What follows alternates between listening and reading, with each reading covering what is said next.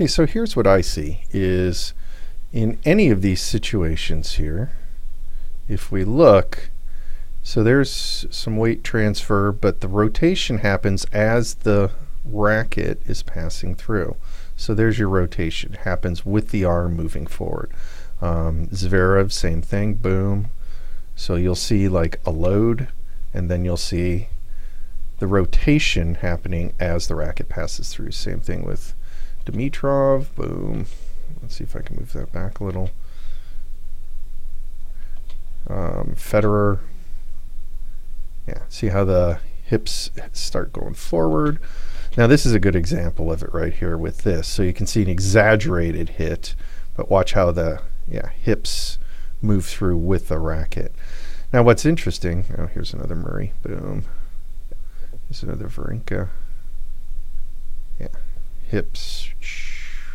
So there's that lag, arms moving forward, but right as the racket and arms start moving forward, that's when the hips clear. It's an old one right there. Now one thing that's interesting is Kyrgios with this new style, you'll see him open the hips. See the hips start rotating as that racket's dropping down into the slot. So he's a little earlier with the hip rotation, getting a little bit more lag, it looks like, on that racket, pulling through and behind, but that's an extreme rotation, I think.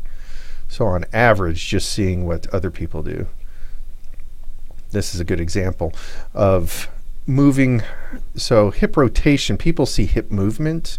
So when they're going from that back foot to the forward foot and doing weight transfer, a lot of times you see that hip movement there, but that's not rotation. That's where the rotation happens as it's coming forward. So you'll see that shift like that, but notice this is where, see that pelvic coming forward, boom, and that's where hip rotation happens. So maybe I'm missing something, but it seems fairly straightforward that it happens as the racket's being pulled forward, kind of in synchronous or even just slightly in front of, for more extreme cases.